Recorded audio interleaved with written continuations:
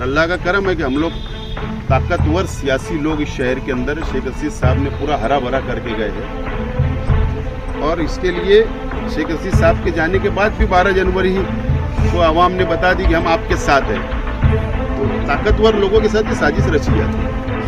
एक ज़मीन का कारोबार करने वाले पे हमला हुआ, उसको कहीं ना कहीं सियासी रंग देके और आपके फैमिली का भी नाम उसमें लिया जा रहा है और उसको ये किया, तो आप क्या कहेंगे? और इसमें पुलिस कहाँ कम पड़ रही है या फिर सियासी लोग कहाँ पे ये हो रहे? 12 जनवरी के जलसे का असर है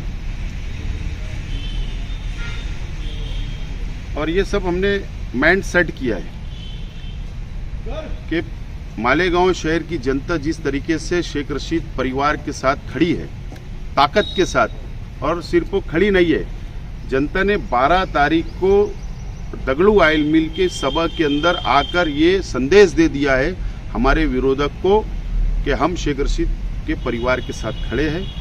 तो ऐसी घटनाएं हमारे परिवार के साथ, हमारे कार्यकर्ताओं के साथ होगी, उसके अंदर मुझे कोई ताज्जुब नहीं है।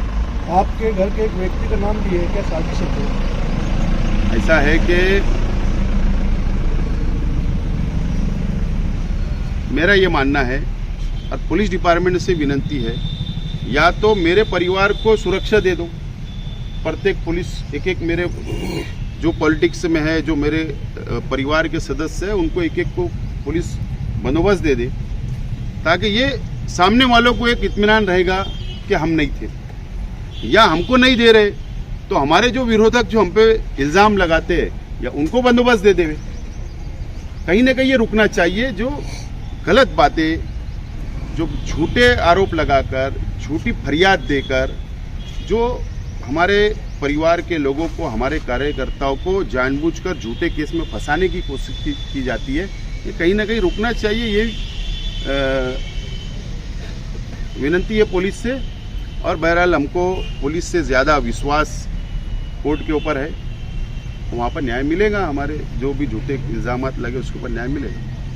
लोग ये बोल रहे हैं कि जैसा जलसे में आपने बोले थे या फिर आपके ने बोले थे कि साम दंड भेद, अब हम सब के साथ में अब हम मैदान में उतर जाएंगे, तो बोले ये उसकी शुरुआत इन्होंने कर दी है, ऐसा भी इल्ज़ाम लगा। देखो, मैं मेरी ज़बान से किसी को बढ़ावा देना नहीं चाहता, लेकिन जो लोग भी ये इल्ज़ाम लगाते हैं उन्होंने भी अपना माजी, अपना कैरेक्टर पुलिस ने तपासना चाहिए कि कितने फ्रॉडी लोग हैं।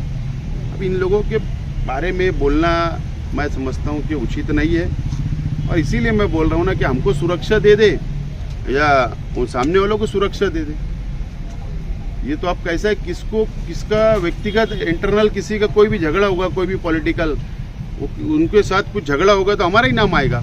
तो इसके लिए मैं तो सरकार से भी डिमांड करने वाला हूँ, पुलिस से भी डिमांड करने वाला हूँ कि हमको सुरक्षा दे या उनको सुरक्षा दे, ताकि ये मैटर क्लोज होना चाहिए। ऐसे हालात क्यों आते हैं कि तुम्हारे कहीं भी गांव में घटना हो, तुम्हारे खानदान से जोड़ के मामला आता है? ताकतवर व्यक्ति के साथ ही इस तरीके की साजिश रची जाती है, और अल्लाह का करम है कि हम लोग ताकतवर सियासी लोग इस शहर के अंदर शेख रशीद साहब ने पूरा हरा भरा करके गए हैं। और इसके लिए शेख रशीद साहब के जाने के बाद भी 12 जनवरी को आवाम ने बता दी कि हम आपके साथ हैं। तो ताकतवर लोगों के साथ ये साजिश रची जाती है। ऐसा कल के बाद ऐसा लग रहा है। ठीक है, सियासत है, इलेक्शन के अंदर आजमाएंगे सब एक दूसरे को, और सबने अपनी अपनी भूमिका स्पष्ट करना चाहिए। लाचारी की सियासत से अच्छा है कि स्टेटस की राजकारण करना चाहिए, और अपनी स्पष्ट भूमिका, अपनी पॉलिसी सभी पार्टियों ने जाहिर करना चाहिए। ये विनती है सभी हमारे विरोधक भाइयों से।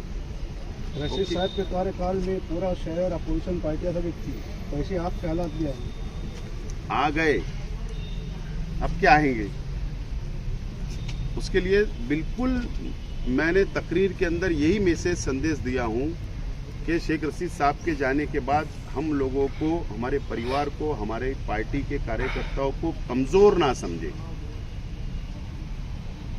ऐसे हालात से निपटने की मुकम्मल तौर पर हमारी तैयारी है और हम लोग निपटेंगे। जेल भी जाने से नहीं, ऐसा है कि झूठे मुकदमे अगर दर्ज होने ही वाले हैं, तालुका के अंदर भी झूठे मुकदमे दर्ज हो गए, लोग जेल में हैं, तो मैंने भी ये माइंड सेट किया था कि हो सकता कि ऐसा है कि बाह्य और मध्य के लीडरान से लड़ना है और सरकारी पक्ष के लोगों से लड़ना है, सरकार के पक्ष के लोगों से लड़ना है, तो झूठे केस बनेंगे ना। तो इसके लिए मेरी इसलिए मानसिकता थी, इसलिए मैंने वहां पर पहले जनता को बोल दिया था और अभी मानसिकता तैयार है। इनकलाबी जलसे में आपने जो भी बात की उसका पेट भर के जवाब मिलने तैयार है आप सुनने के लिए? हाँ, पेट भर के जवाब मिलेगा। वहाँ पेट कभी खाली नहीं रहा।